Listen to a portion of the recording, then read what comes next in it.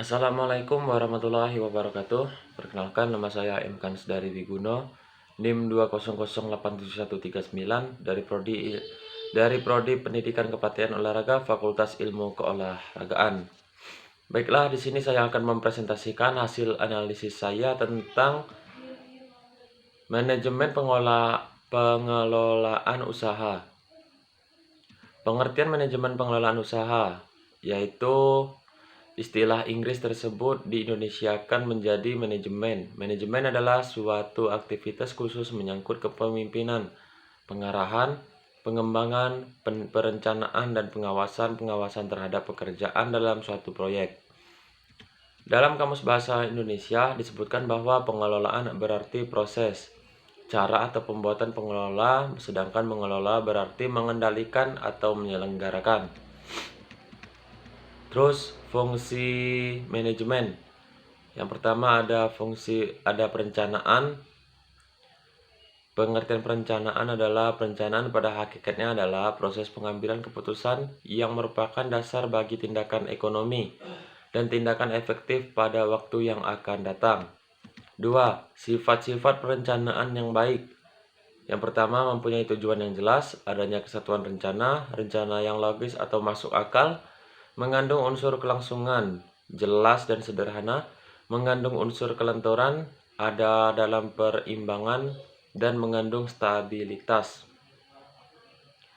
Terus yang ketiga, ada manfaat pembuatan perencanaan. Yang pertama, semua tindakan akan terkoordinir.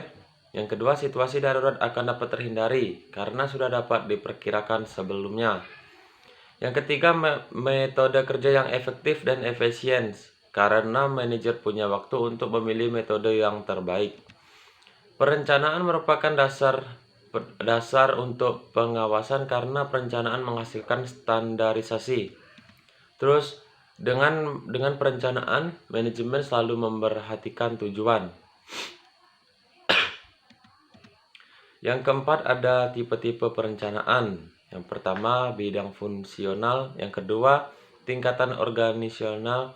Yang ketiga, karakteristik. Yang keempat, waktu. Yang kelima, unsur-unsur rencana. Terus, organizing atau pengorganisasian.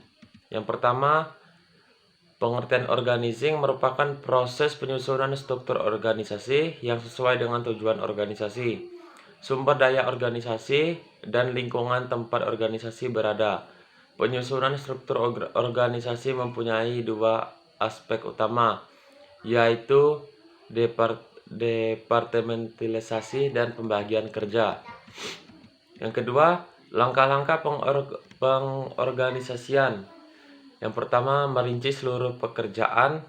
Yang kedua, membagi beban kerja. Yang ketiga, mengkombinasikan pekerjaan. Yang keempat, menetapkan mekanisme kerja. Yang kelima, memantau efektivitas organisasi dalam mengambil langkah-langkah. Terus ada manfaat pengorganisasian, yaitu menjalin pola hubungan yang baik antar organisasi, anggota, sarana, dan lain-lain. Yang kedua, setiap anggota organisasi mengetahui dengan jelas tugas, kewajiban, dan hak tanggung jawab. Yang ketiga, ada staffing atau penyusunan personalia.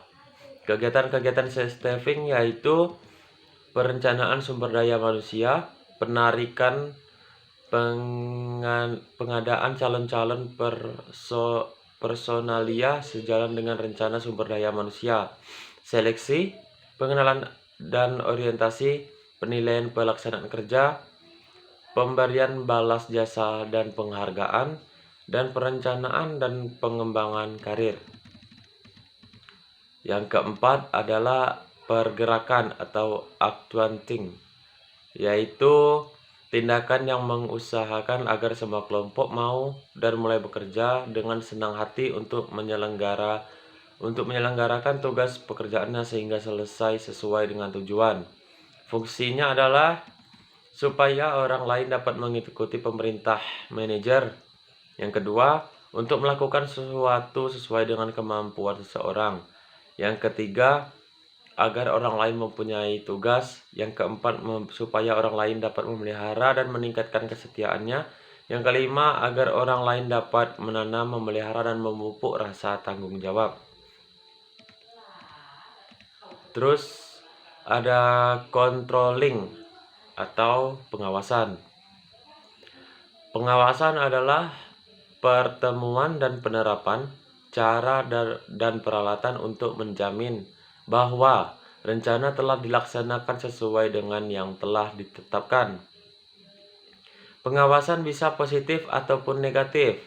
Pengawasan positif mencoba untuk mengetahui apakah tujuan organisasi dicapai dengan efisien dan efektif.